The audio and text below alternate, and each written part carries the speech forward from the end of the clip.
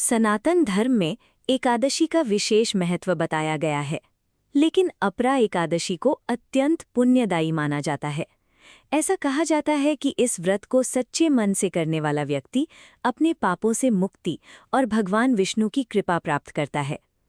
आज की इस वीडियो में हम जानेंगे अपरा एकादशी क्या है, इसकी कथा, महत्व, पूजा विधि और इस दिन क्या करना चाहिए।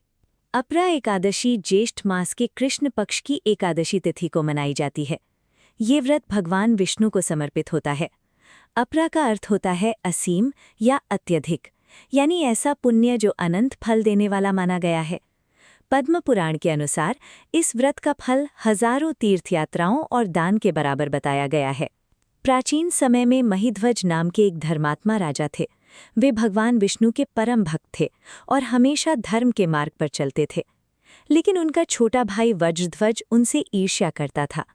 एक दिन क्रोध में आकर उसने राजा की हत्या कर दी और उनके शरीर को जंगल में एक पीपल के पेड़ के नीचे दबा दिया। राजा की मृत्यु के बाद उनकी आत्मा भटकने लगी। वो प्रेत योनि में दुख भोग रही थी। कुछ समय बाद एक महान ऋषि उस जंगल से गुजर रहे थे। उन्होंने अपनी दिव्य दृष्टि से उस आत्मा का दुख समझ लिया।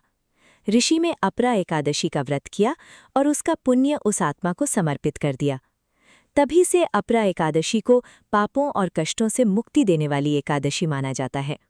इस दिन सुबह जल्दी उठकर स्नान करें, घर के मंदिर में भगवान विष्णु की पूजा करें, पीले फूल, तुलसी दल और फल अर्पित करें। ओम नमो भगवते वासुदेवाय मंत्र का जाप करें। संभव हो तो दिन भर व्रत रखें और सात्विक भोजन करें।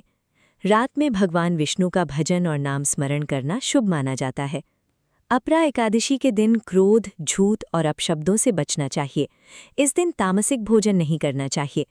किसी का अपमान या बुरा सोचने से भी बचें, क्योंकि इस दिन मन और वाणी की शुद्धता का विशेष महत्व बताया गया है।